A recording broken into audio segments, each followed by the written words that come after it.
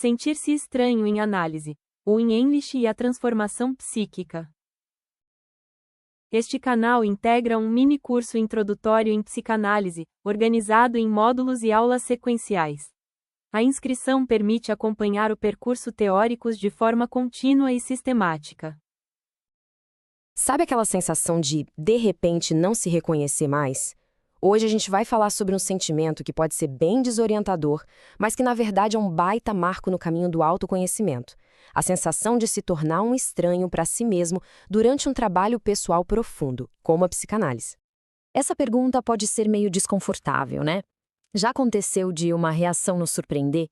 Ou de surgir um pensamento que a gente olha e pensa: nossa, de onde veio isso? É exatamente essa sensação de estranhamento que às vezes angustia que a gente vai investigar hoje para sacar o significado profundo dela.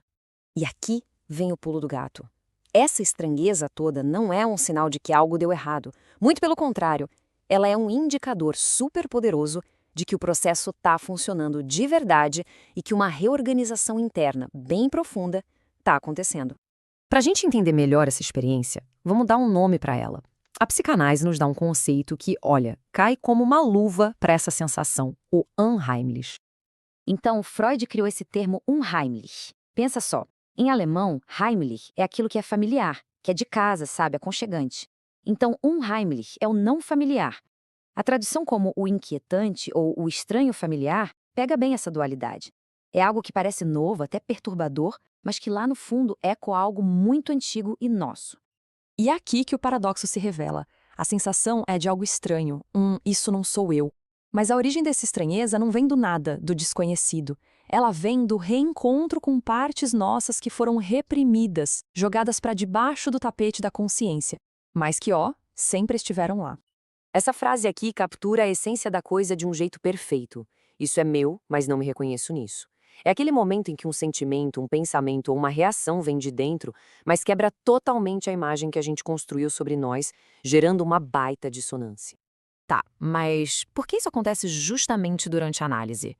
A resposta está no jeito como as nossas defesas psíquicas funcionam e o que rola quando elas começam a, digamos, baixar a guarda. O processo geralmente segue essas 3 etapas. Primeiro, o trabalho analítico nos faz ter contato com desejos ou memórias que antes estavam lá guardadinhos. Com isso, as defesas que mantinham tudo isso escondido começam a perder força e a gente fica mais vulnerável. E aí, finalmente, a identidade que era sustentada por essas defesas precisa se reorganizar. É bem nessa transição que a estranheza aparece. Essa transformação toda envolve uma espécie de luto, sabia? A perda de um jeito antigo de ser. E para isso ficar mais claro, nada melhor que uma história. Vamos acompanhar o caso do Daniel. O Daniel, que é um caso bem representativo, tinha o maior orgulho da sua lógica, da sua capacidade de não se deixar levar por emoções. Essa era a base da identidade dele. A imagem que ele mostrava para o mundo é para si mesmo. Só que aí, no processo analítico, Daniel foi descobrindo que aquela racionalidade toda não era só um traço de personalidade, mas sim uma armadura, construída lá na infância, numa época em que mostrar qualquer fragilidade parecia perigoso demais. Quando essa ficha cai, o chão some, né? A primeira pergunta que explode na cabeça é essa. Peraí, se aquela pessoa racional era uma defesa, quem eu era de verdade? A identidade antiga começa a desmoronar. E logo em seguida, vem a incerteza do futuro.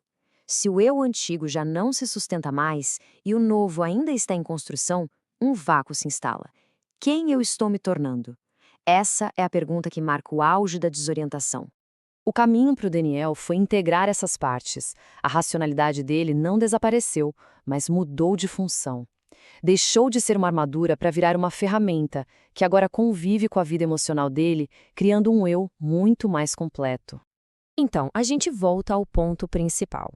Essa sensação desconfortável de estranhamento, longe de ser um problema, é um sinal muito positivo de que existe um progresso real acontecendo. E por que é um bom sinal? Porque se sentir estranho quer dizer que o trabalho está tocando em lugares profundos. O inconsciente está vindo à tona, as defesas rígidas estão se flexibilizando. Na prática, isso pode aparecer como reagir de um jeito novo a gatilhos antigos ou conseguir sentir emoções que antes eram bloqueadas. É a prova viva de que a mudança real está rolando. E aqui fica um alerta importante. Justamente por ser uma fase desconfortável, a tentação de interromper o processo é gigante. Só que fazer isso, muitas vezes, significa voltar para os velhos padrões, para aquelas defesas que, apesar de familiares, já não servem mais para nada. Para a gente fechar, fica a reflexão. Em vez de temer essa sensação de estranheza, que tal se perguntar: o que ela está tentando revelar? Que parte nossa, que estava esquecida há tanto tempo, está pedindo para ser reconhecida e integrada? A resposta pode ser o próximo passo na jornada para nos tornarmos uma versão mais autêntica de nós mesmos. Que esta aula ajude você a compreender o estranhamento não como falha, mas como sinal de reorganização psíquica em curso. Se este conteúdo fez sentido para você, curta, comente, compartilhe e participe da pergunta fixada.